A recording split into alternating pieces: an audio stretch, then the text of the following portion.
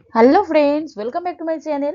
আজকে আলোচনা করব ডাব্লিউবিপিএসসি ফুড এসআই এক্সামের জন্য ইম্পর্টেন্ট আরও একটি গুরুত্বপূর্ণ ভিডিও নিয়ে।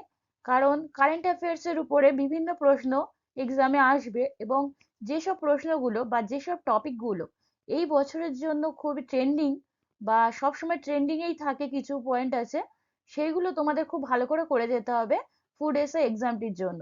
আজকে সেরকমই একটা গুরুত্বপূর্ণ টপিক রেখেছি, যেমন অযোধ্যার রাম মন্দির। এই অযোধ্যার রাম মন্দির এখন ট্রেন্ডিং একটি নিউজ হিসেবে দেখা যাচ্ছে এবং এটি সম্পর্কিত বিভিন্ন তথ্য তোমাদের জেনে রাখা খুবই জরুরি। তাহলে সেই সব পয়েন্টগুলো আমি খুব ছোট একটি ভিডিওর মাধ্যমে তোমাদের সামনে তুলে ধরছি, তোমরা একটু চোখ বুলিয়ে নিলেই হবে, তোমরা এক্সামে সহজেই তোমার অ্যান্সারগুলো করে আসতে পারবে।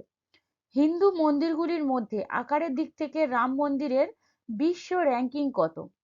তৃতীয় বৃহত্তম স্থানে রয়েছে এই রাম মন্দির। কোথায় একটি মডেলে রাম মন্দিরের নকশার মহিমা দেখানো হয়েছিল? একটি মডেলে, সেটা হলো প্রয়াগ কুম্ভ মেলা।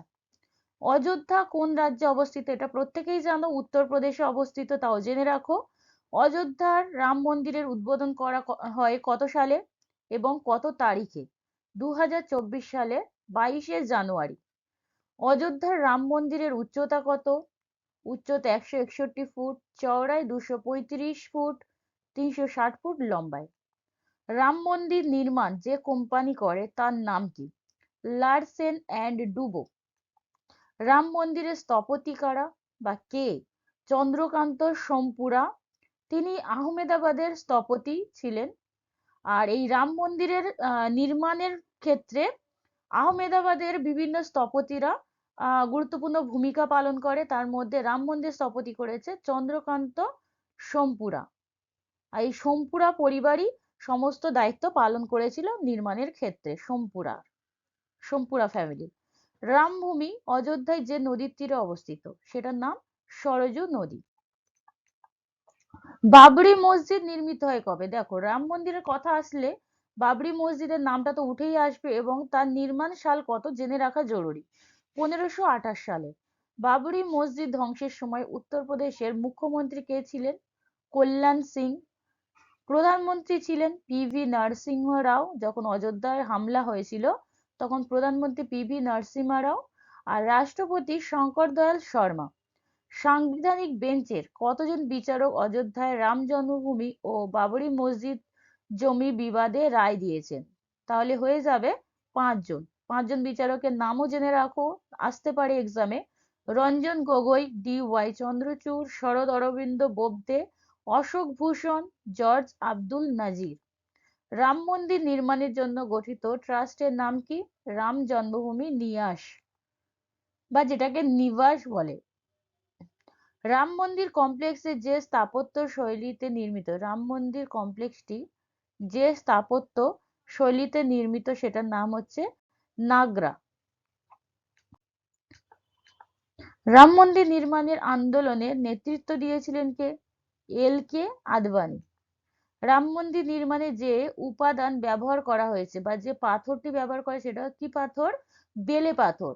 অযোধ্যার রাম মন্দিরের জন্য রামলালার মূর্তি তৈরি করেন অরুণ যোগীরাজ।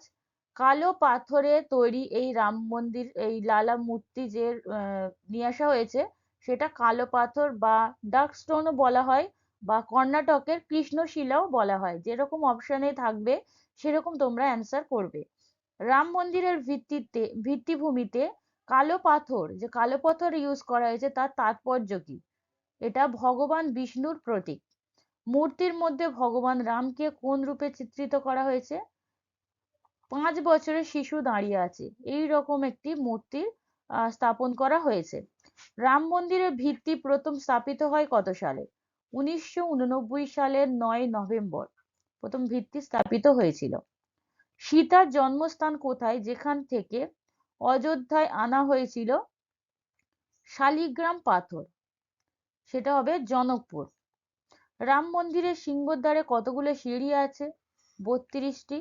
রাম মন্দিরের ভূমি পূজা হয়েছিল 2020 সালে। রামের জন্মস্থান অযোধ্যা কি নামে পরিচিত? সাকেত নামে পরিচিত। রাম মন্দিরের প্রবেশদ্বার যে দিকে, সেটা হলো পূর্ব দিকে, অর্থাৎ সিংহ গেট বলা হয়।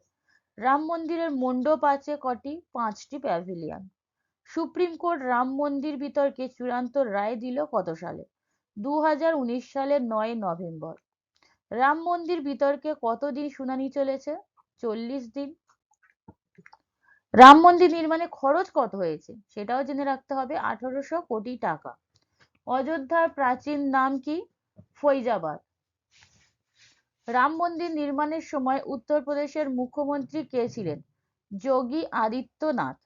রাম মন্দির সম্পূর্ণ হতে সময় লেগেছে 3 থেকে 4 বছর। অযোধ্যায় রাম মন্দির কত তলা? 3 তলা। রাম মন্দির যত একর জমিতে নির্মিত? 107 একর জমিতে নির্মিত হয়েছে এই রাম মন্দিরটি। রাম মন্দিরের স্তম্ভ আছে কয়টি? 392টি। তাহলে অযোধ্যার রাম মন্দির সম্পর্কিত এইটুকু তথ্যই তোমাদের মনে রাখলে হবে। এগুলোর উপর থেকে বিশেষত এক্সামে জিজ্ঞেস করা হতে পারে, আরো বেশি কিছু ডিটেলস দিয়ে দিলাম, তাও তোমরা প্রত্যেকটা দেখে রাখবে, কোনটা থেকে আসবে তো বলা যায় না।